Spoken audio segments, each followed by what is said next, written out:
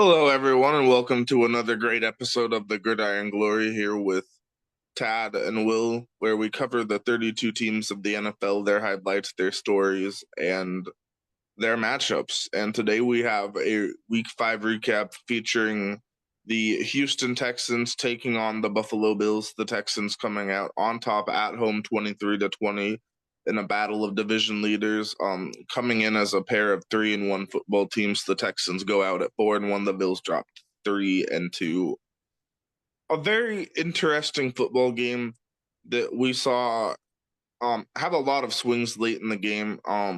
CJ Stroud 28 for 38, 331 yards, a touchdown, an interception, only sacked one time. So great work by the offensive line there.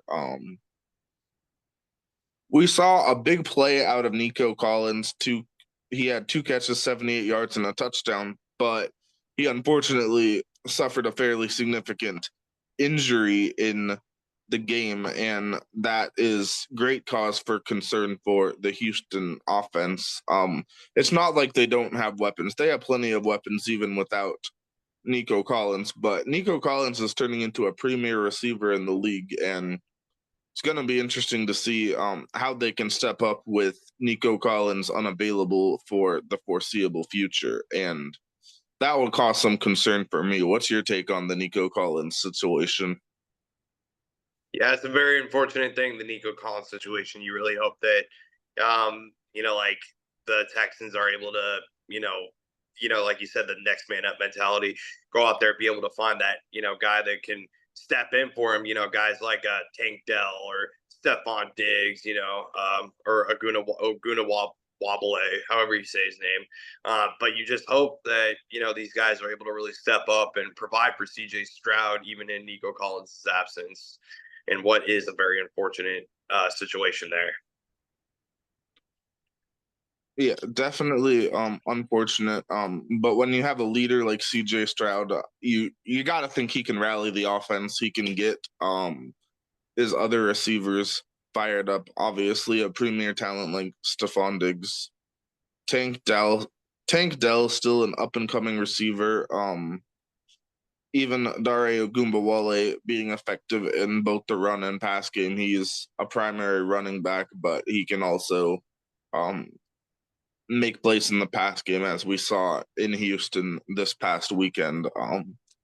And it'll be interesting to see if they keep getting Xavier Hutchinson involved as well, the young receiver, two catches for 31 yards. So will he see his role increase? Just some questions there. But yeah, I mean, when you look at the Texans, it was just a big way for them to right the ship, to just stay the course and compete.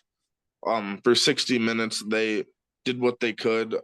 And for the Bills, they had some questionable performances, some questionable decisions at the end of the game there, where they gave the Texans that last chance to score the field goal, which obviously they did. So the late game execution by Buffalo, it really left me scratching my head a bit as to why they were not running the clock out, not just going to overtime when they were deep in their own territory. They had a chance to force overtime, and instead they try to run a fast-paced offense, and then that ends up giving Houston a chance to score, and they do. So some real head-scratching decision-making there at the end of a game that was a very disappointing game for the Buffalo offense, especially with Josh Allen throwing for only 131 yards, 9 out of 31 touchdown. You'd expect a better effort out of Josh Allen, wouldn't you think? Yeah, a lot to be desired for Josh Allen there, and shout out to Keon Coleman too, who made a big play and a big touchdown to Mm-hmm. keep Buffalo in this game. That's worth noting.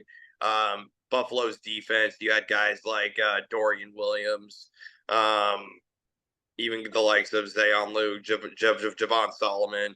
I mean, Buffalo's defense,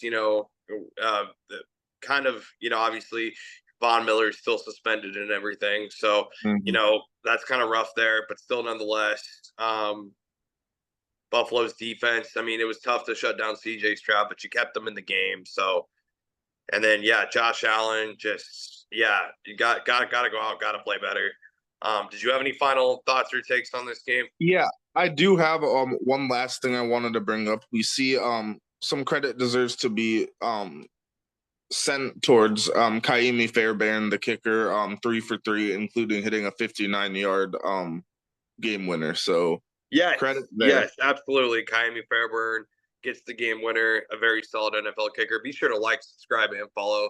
This is the Gridiron Glory Podcast.